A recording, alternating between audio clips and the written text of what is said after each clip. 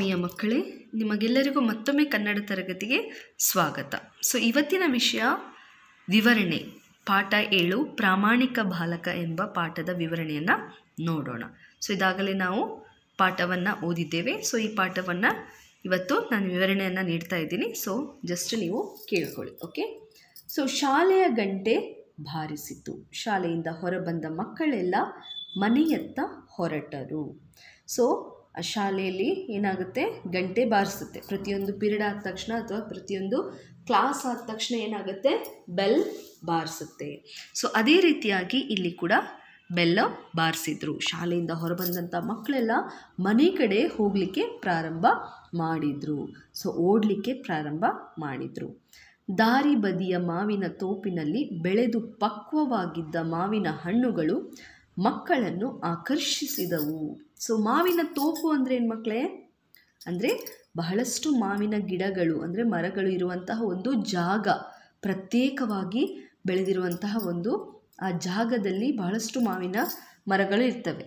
ಅದಕ್ಕೆ ಏನು ಹೇಳ್ತಾರೆ, ಮಾವಿನ ತೋಪು ಅಂತ ಹೇಳ್ತಾರೆ. ಅಲ್ಲಿ ಪಕ್ವವಾಗಿದ್ದ ಮಾವಿನ ಹಣ್ಣುಗಳು. ಪಕ್ವ ಅಂದ್ರೇನು? ಫುಲ್ ರೈಪ್ ಆಗಿರೋದು, ಅಂದರೆ ಫುಲ್ ಹಣ್ಣಾಗಿರುವಂತಹ ಒಂದು ಮಾವಿನ ಹಣ್ಣುಗಳು, ಅಂದರೆ ತಿನ್ನಲಿಕ್ಕೆ ರೆಡಿ ಇರುವಂಥ ಹಣ್ಣುಗಳಿಗೆ ಏನಂತಾರೆ, ಪಕ್ವ ಅಂತ ಕರೀತಾರೆ. ಅವುಗಳು ಏನು ಮಾಡಿದ್ವು, ಮಕ್ಕಳನ್ನು ಆಕರ್ಷಣೆ ಮಾಡಿದ್ವು. ಅಂದರೆ ಮಕ್ಕಳಿಗೆ ಅದನ್ನು ನೋಡಿದ ತಕ್ಷಣ ಅವರಿಗೆ ಖುಷಿ ಆಗುತ್ತಲ್ವ. ಅವರು ಆ ಕಡೆ ಅಟ್ರ್ಯಾಕ್ಟ್ ಆಗ್ತಾರೆ. ಅವರಿಗೆ ಅದನ್ನು ನೋಡಿ ತಿನ್ನಬೇಕು ಅಂತ ಆಸೆ ಆಯಿತು. ಹಣ್ಣು ತಿನ್ನುವ ಆಸೆಯಿಂದ ಮಕ್ಕಳು ತೋಪನ್ನು ಪ್ರವೇಶಿಸಿದರು. ಇಲ್ಲಿ ನೋಡ್ತಾ ಇರ್ಬೋದು ನೀವು, ಇಲ್ಲೊಂದು ಮಾವಿನ ತೋಪಿದೆ. ಮಕ್ಕಳು ಏನು ಮಾಡಿದರು, ಹಣ್ಣನ್ನು ತಿನ್ಬೇಕಂತ ಹೇಳಿ ಇದ್ರ ಒಳಗಡೆ ಹೋದರು, ಪ್ರವೇಶಿಸಿದರು. ಅಂದರೆ ಈ ಮಾವಿನ ತೋಪಿನ ಒಳಗಡೆ ಹೋದರು. ಕೆಲವರು ಮರವನ್ನೇರಿದರೆ ಮತ್ತೆ ಕೆಲವರು ಕಲ್ಲು ಬೀಸಿದರು. ಕೆಲವು ಮಕ್ಕಳು ಏನು ಮಾಡಿದರು, ಹುಷಾರಿರುವಂಥ ಮಕ್ಕಳು ಪಟ ಪಟ ಪಟ ಅಂತ ಮರವನ್ನು ಏರ್ಬಿಟ್ರು. ಕೆಲವು ಮಕ್ಕಳು ಏನು ಮಾಡಿದರು, ದೊಡ್ಡ ದೊಡ್ಡ ಕಲ್ಲನ್ನು ತಗೊಂಡು ಆ ಹಣ್ಣಿಗೆ ಬಿಸಾಕಲಿಕ್ಕೆ ಶುರು ಮಾಡಿದರು. ಸಿಕ್ಕ ಹಣ್ಣುಗಳನ್ನು ಖುಷಿಯಿಂದ ಹಂಚಿಕೊಂಡು ತಿನ್ನತೊಡಗಿದ್ರು. ಎಷ್ಟು ಹಣ್ಣುಗಳು ಸಿಕ್ತು ಅದನ್ನೆಲ್ಲ ಬಹಳ ಖುಷಿಪಟ್ಟವರು ತಿನ್ನಲಿಕ್ಕೆ ಪ್ರಾರಂಭ ಮಾಡಿದರು, ಹಂಚಿಕೊಂಡು ತಿನ್ನಲಿಕ್ಕೆ ಪ್ರಾರಂಭ ಮಾಡಿದರು. ಆಗ ಮಕ್ಕಳ ಗದ್ದಲ ಕೇಳಿದ ತೋಟದ ಮಾಲೀಕ ಧಾವಿಸಿ ಬಂದನು. ಆ ಮಕ್ಕಳ ಆವಾಜ್ ಅಂದರೆ ಸೌಂಡನ್ನು ಕೇಳಿದಂತಹ ಆ ತೋಟದ ಓನರ್, ಮಾಲೀಕ, ಓಕೆ, ಆ ತೋಟದ ಓನರ್ ಏನು ಧಾವಿಸಿ ಬಂದನು ಅಂದರೆ ಓಡಿಕೊಂಡು ಬಂದು. ಇಲ್ಲಿ ನೋಡ್ತಾ ಇರ್ಬೋದು, ಇವನೇ ತೋಟದ ಮಾಲೀಕ. ಅನಿರೀಕ್ಷಿತವಾಗಿ ಬಂದ ಅವನನ್ನು ಕಂಡ ಮಕ್ಕಳು ಗಲಿಬಿಲಿಗೊಂಡು ಚಲ್ಲಾಪಿಲ್ಲಿಯಾಗಿ ಓಡಿದರು. ಅನಿರೀಕ್ಷಿತ ಅಂದ್ರೇನು? ಸಡನ್ನಾಗಿ ಅವರು ಬಂದುಬಿಟ್ರು. ಯಾರು? ತೋಟದ ಮಾಲೀಕ, ತೋಟದ ಓನರ್ ಏನು ಮಾಡಿಬಿಟ್ಟ, ಸಡನ್ನಾಗಿ ಬಂದದಕ್ಕೆ ಮಕ್ಕಳಿಗೆ ಏನು ಮಾಡಬೇಕು ಅಂತಲೇ ಹೊಳಿಲಿಲ್ಲ, ಏನು ಮಾಡಬೇಕು ಅಂತಲೇ ಗೊತ್ತಾಗಲಿಲ್ಲ. ಅವ್ರೇನು ಮಾಡಿಬಿಟ್ಟಿದ್ರು, ಗಲಿಬಿಲಿಗೊಂಡ್ರು ಅಂದರೆ ಕನ್ಫ್ಯೂಸ್ ಆದರು, ಚಲ್ಲಾಪಿಲ್ಲಿಯಾಗಿ ಓಡಿದ್ರು. ಚಲ್ಲಾಪಿಲ್ಲಿಯಾಗಿ ಅಂದರೆ ಇಲ್ಲಿ ಓಡ್ತಾ ಇದ್ದಾರೆ, ನೋಡ್ತಾ ಇದ್ದೀರಲ್ಲ. ಎಸ್, ಈ ಕಡೆ ಒಬ್ಬ, ಈ ಕಡೆ ಒಬ್ಬ, ಈ ಕಡೆ ಒಬ್ಬ ಓಡಿಬಿಟ್ರು. ಅವರು ಚಲ್ಲಾಪಿಲ್ಲಿಯಾಗಿ ಓಡಿದರು. ನೆಕ್ಸ್ಟ್ ಪುಟ ಹೋಗೋಣ. ಆದರೆ ಒಬ್ಬ ಹುಡುಗ ಮಾತ್ರ ಓಡದೆ ಅಲ್ಲಿಯೇ ನಿಂತ. ಅವ್ರೇನು ಮಾಡಿದರು, ಒಬ್ಬ ಹುಡುಗ ಮಾತ್ರ ಓಡಲೇ ಇಲ್ಲ. ಅವನೇನು ಮಾಡಿದ, ಅಲ್ಲಿಯೇ ನಿಂತ್ಕೊಂಡ. ಇಲ್ಲಿ ನೀವು ನೋಡ್ತಾ ಇರ್ಬೋದು, ಅದೇ ಈ ಹುಡುಗ. ಅವನೇನು ಮಾಡಿದ, ಹೋಗಲಿಲ್ಲ, ಓಡಲಿಲ್ಲ, ಅಲ್ಲಿಯೇ ನಿಂತ್ಕೊಂಡ್ಬಿಟ್ಟ. ಹತ್ತಿರ ಬಂದ ಮಾಲೀಕ ಹುಡುಗನನ್ನು ಹಿಡಿದು, ನಿನ್ನ ಅಪ್ಪ ಅಮ್ಮ ಗುರುಗಳು ಇದನ್ನೇ ಏನೋ ನಿನಗೆ ಕಲಿಸಿದ್ದು ಎಂದು ಗದರಿಸಿದ. ಅವನು, ಆ ಮಾಲೀಕ ಬಂದುಬಿಟ್ಟು ಆ ಹುಡುಗನನ್ನು ಹಿಡ್ಕೊಂಡು ಏನು ಮಾಡಿದ, ನಿನಗೇನಾದರೂ ಬುದ್ಧಿ ಇದೆಯಾ, ನಿನ್ನ ಅಪ್ಪ ಅಮ್ಮ ಮತ್ತು ಗುರುಗಳು ಅಂದರೆ ಟೀಚರ್ಸ್ ಇದನ್ನೇನು ಹೇಳ್ಕೊಟ್ರು ನಿನಗೆ ಸ್ಕೂಲಲ್ಲಿ ಅಂತ ಕೇಳಿಬಿಟ್ಟ. ಮನೇಲಿ ನೀವೇನಾದರೂ ತಪ್ಪು ಮಾಡಿದರೆ ಅಪ್ಪ ಅಮ್ಮ ನಿಮಗೂ ಕೂಡ ಅದೇ ರೀತಿ ಹೇಳ್ತಾರಲ್ವ. ಇದಕ್ಕೆ ಸ್ಕೂಲಿಗೆ ಹೋಗ್ತೀಯ ನೀನು, ಇದನ್ನೇ ಹೇಳ್ಕೊಟ್ಟಿದ್ದಾರೆ ಟೀಚರ್ ನಿಮಗೆ ಅಂತ ಬೈತಾರಲ್ವ. ಅದೇ ರೀತಿಯಾಗಿ ಇಲ್ಲಿ ಮಾಲೀಕ ಕೂಡ ಆ ಹುಡುಗನಿಗೆ ಬೈದ. ಹುಡುಗ ಅಳತೊಡಗಿದ. ಅವನೇನು ಮಾಡಿದ, ಅವನು ಗದರಿಸಿದ ತಕ್ಷಣ, ಹೆದರಿಸಿದ ತಕ್ಷಣ ಏನು ಮಾಡಿಬಿಟ್ಟ, ಅಳ್ಳಿಕ್ಕೆ ಪ್ರಾರಂಭ ಮಾಡಿದ. ಆಗ ಮಾಲೀಕ, ಏಕೆ ಅಳುವೆ, ನಾನೇನು ನಿನಗೆ ಹೊಡೆದೇನೆ ಎಂದನು. ಅವಾಗ ಆ ಮಾಲೀಕ ಏನು ಹೇಳ್ತಾನೆ, ಆ ತೋಟದ ಓನರ್ ಏನು ಹೇಳ್ತಾನೆ, ಯಾಕೆ ಅಳ್ತಾ ಇದೆಯಾ, ನಾನೇನಾದರೂ ನಿನಗೆ ಹೊಡೆದ್ನಾ ಅಥವಾ ಬಡಿದ್ನಾ, ಯಾಕೆ ಅಳ್ತಿದ್ಯಾ ಅಂತ ಕೇಳಿದ. ಅದಕ್ಕೆ ಬಾಲಕ ವಿನಯದಿಂದ ಅಂದರೆ ಬಹಳ ಒಂದು ಸಾಫ್ಟಿಂದ ಅವನಿಗೆ ಹೇಳಿದ, ನಾನು ಮಾಡಿದ್ದು ತಪ್ಪು, ಇನ್ನೆಂದೂ ಇಂತಹ ತಪ್ಪನ್ನು ಮಾಡುವುದಿಲ್ಲ. ಸೊ ನೋಡಿ ಅವನು ಎಷ್ಟು ಚಂದ ಹೇಳ್ತಾನೆ ಮಕ್ಕಳೇ. ಸೊ ನಾನು ಮಾಡಿದ್ದು ತಪ್ಪು, ಅವನೇನು ಮಾಡಿದ, ತನ್ನ ತಪ್ಪನ್ನು ಒಪ್ಕೊಂಡ, ಇನ್ನೆಂದೂ ಇಂತಹ ತಪ್ಪನ್ನು ಮಾಡುವುದಿಲ್ಲ, ಅಂದರೆ ಇನ್ನು ಮುಂದೆ ಯಾವತ್ತೂ ಈ ತಪ್ಪನ್ನು ನಾನು ಮಾಡುವುದಿಲ್ಲ ಅಂಥೇಳಿ ಆ ತಪ್ಪನ್ನು ಒಪ್ಕೊಂಡ. ಸೊ ನಾವು ಕೂಡ ಅದೇ ರೀತಿ ಇರಬೇಕು ಮಕ್ಕಳೇ. ಸೊ ನೀವು ಕೂಡ ಈಗ ಸಣ್ಣವರಿದ್ದೀರಾ, ನೀವು ಏನಾದರೂ ತಪ್ಪು ಮಾಡಿದರೆ ನೀವು ಅದನ್ನು ಇಮಿಡಿಯೇಟಾಗಿ ಒಪ್ಕೊಳ್ಬೇಕು. ನೀವೆಲ್ಲೇ ತಪ್ಪು ಮಾಡಿದರೂ, ಮನೆಯಲ್ಲಿ ಹೊರಗಿರಲಿ ಎಲ್ಲಿದ್ದರೂ ನೀವು ಮಾಡಿದ ತಪ್ಪನ್ನು ಮಾಡಿದ್ದೀನಿ, ನನ್ನನ್ನು ಕ್ಷಮಿಸಿ, ಐ ಆಮ್ ಸಾರಿ, ನಾನು ತಪ್ಪು ಮಾಡಿದ್ದೀನಿ ಅಂತ ಒಪ್ಕೊಳ್ಬೇಕು. ಸೊ ನೀವು ತಪ್ಪನ್ನು ಒಪ್ಕೊಂಡ್ರೆ ಏನಾಗುತ್ತೆ, ಅಲ್ಲಿ ನಿಮ್ಮ ಒಂದು ಆ ಪ್ರಾಬ್ಲಮಿನ ಅರ್ಧ ಸಮಸ್ಯೆ ಏನಾಗುತ್ತೆ, ಬಗೆಹರಿಯುತ್ತೆ. ಸೊ ಯಾವಾಗಲೂ ನಾವು ತಪ್ಪನ್ನು ಒಪ್ಕೊಳ್ಳುವಂತಹ ಗುಣವನ್ನು ಅಭ್ಯಾಸ ಮಾಡಿಕೊಳ್ಬೇಕು. ಸೊ ತಪ್ಪನ್ನು ಮುಚ್ಚುವಂತಹ ಒಂದು ಕೆಲಸವನ್ನು ನಾವು ಮಾಡಬಾರ್ದು. ಒಂದು ತಪ್ಪು ಮುಚ್ಚಲಿಕ್ಕೆ ಹೋದರೆ ಇನ್ನೊಂದು ಸುಳ್ಳು ಹೇಳಬೇಕಾಗತ್ತೆ, ಆ ಸುಳ್ಳನ್ನು ಮುಚ್ಚಲಿಕ್ಕೆ ಇನ್ನೊಂದು ಸುಳ್ಳು ಹೇಳಬೇಕಾಗತ್ತೆ, ಹೀಗೆ ಸುಳ್ಳುಗಳನ್ನು ಹೇಳ್ತಾ ಹೋಗಬೇಕಾಗತ್ತೆ. ಸೊ ಅದಕ್ಕೆ ಪರಿಹಾರನೇ ಸಿಗೋದಿಲ್ಲ. ಆದ್ದರಿಂದ ಸಣ್ಣದಿರುವಾಗಲೇ ತಪ್ಪು ಯಾವಾಗ ಇರುತ್ತೋ ಆವಾಗಲೇ ಒಪ್ಪಿಕೊಂಡು ಬಿಟ್ಟರೆ ಏನಾಗುತ್ತೆ, ನಿಮ್ಮ ತಂದೆಗೆ ಅಥವಾ ತಾಯಿಗೆ ಅಥವಾ ದೊಡ್ಡವರು ಯಾರು ಇರ್ತಾರೆ ನಿಮ್ಮ ಜೊತೆ, ಅವ್ರಿಗೆ ಖುಷಿಯಾಗಿ ಅವ್ರು ಏನಾಗಿ ಮಾಡ್ತಾರೆ, ಮತ್ತೆ ಏನಾದರೂ ಆ ಸಮಸ್ಯೆನ ಬಗೆಹರಿಸಲಿಕ್ಕೆ ಪ್ರಯತ್ನ ಪಡ್ತಾರೆ. ಸೊ ನೀವು ತಪ್ಪೇ ಮಾಡಿಲ್ಲ ಅಂತ ವಾದಿಸ್ಲಿಕ್ಕೆ ಶುರು ಮಾಡಿದರೆ ಅವ್ರಿಗೆ ಸಿಟ್ಟು ಬರುತ್ತೆ.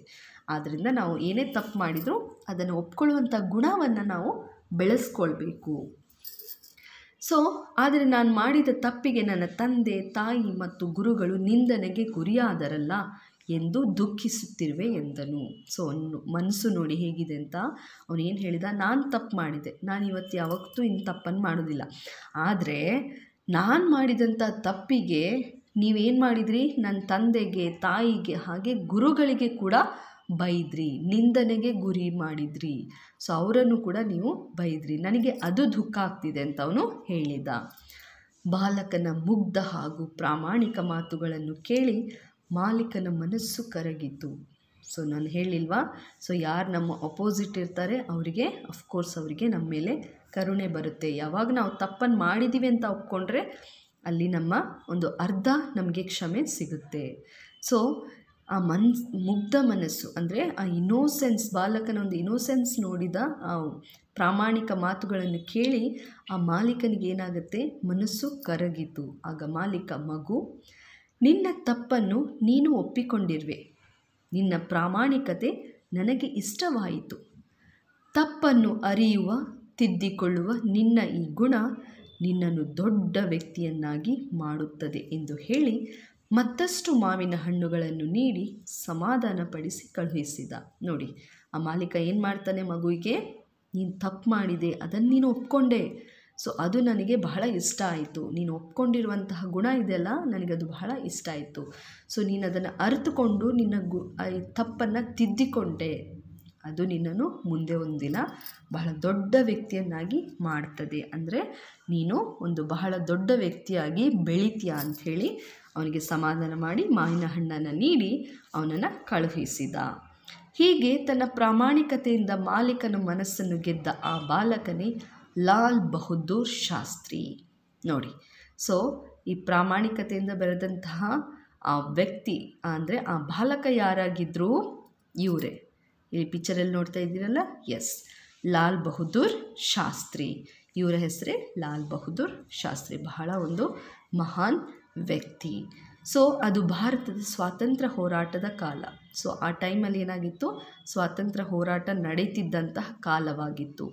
ಸ್ವಾತಂತ್ರ್ಯಕ್ಕಾಗಿ ಗಾಂಧೀಜಿಯವರ ನೇತೃತ್ವದಲ್ಲಿ ನಡೆದ ಚಳುವಳಿಗಳು ಶಾಸ್ತ್ರೀಯವರನ್ನು ಆಕರ್ಷಿಸಿದವು. ಸೊ ಆ ಟೈಮಲ್ಲಿ ಗಾಂಧೀಜಿಯವರ ಒಂದು ಲೀಡರ್ಶಿಪ್ಪಲ್ಲಿ ಒಂದು ಚಳುವಳಿಗಳೆಲ್ಲ ನಡೀತಾ ಇದ್ದವು. ಸೊ ಆ ಒಂದು ಚಳುವಳಿ ಈ ಶಾಸ್ತ್ರಿಯವರನ್ನು, ಲಾಲ್ ಬಹದ್ದೂರ್ ಶಾಸ್ತ್ರಿಯವರನ್ನು ಅಟ್ರ್ಯಾಕ್ಟ್ ಮಾಡ್ತು, ಆಕರ್ಷಣೆಯನ್ನು ಮಾಡ್ತು. ದೇಶ ಪ್ರೇಮ ಅವರಲ್ಲಿ ಪುಟಿದೆದ್ದಿತು. ಸೊ ನನ್ನ ದೇಶಕ್ಕಾಗಿ ನಾನು ಏನಾದರೂ ಮಾಡಬೇಕನ್ನುವಂತಹ ಒಂದು ಅಭಿಮಾನ ಅವರಲ್ಲಿ ಪುಟಿದೆದ್ದಿತು. ಆಗ ಗಾಂಧೀಜಿಯವರ ಒಡನಾಟದಲ್ಲಿ ಶಾಸ್ತ್ರಿಯವರು ಅನೇಕ ಚಳುವಳಿಗಳಲ್ಲಿ ಪಾಲ್ಗೊಂಡರು. ಸೊ ಅಲ್ಲಿ ನಡೆದಂಥ ಅನೇಕ ಒಂದು ಚಳುವಳಿಗಳಲ್ಲಿ ಗಾಂಧಿಯವರ ಜೊತೆ ಲಾಲ್ ಬಹದ್ದೂರ್ ಶಾಸ್ತ್ರಿಯವರು ಕೂಡ ಭಾಗವಹಿಸಿದ್ರು. ಅಂತೂ 1947 ಆಗಸ್ಟ್ 15ರಂದು ಭಾರತ ದೇಶ ಸ್ವತಂತ್ರ ದೇಶವಾಯಿತು. ಸೊ ಕೊನೆಗೂ ನಮಗೆ ಯಾವಾಗ ಸ್ವತಂತ್ರ ಸಿಕ್ತು, 1947 ಆಗಸ್ಟ್ 15ರಂದು ನಮ್ಮ ದೇಶಕ್ಕೆ ಸ್ವತಂತ್ರ ಸಿಕ್ತು. ಸ್ವತಂತ್ರ ಭಾರತದ ಪ್ರಥಮ ಪ್ರಧಾನಿಯಾದ ಜವಾಹರ್ಲಾಲ್ ನೆಹರು ಅವರ ಮಂತ್ರಿಮಂಡಲದಲ್ಲಿ ರೈಲ್ವೆ ಮಂತ್ರಿಯಾಗಿ ಶಾಸ್ತ್ರಿಯವರು ಕಾರ್ಯನಿರ್ವಹಿಸಿದರು. ಸೊ ಚಾಚಾ ನೆಹರು ಅಲ್ವಾ.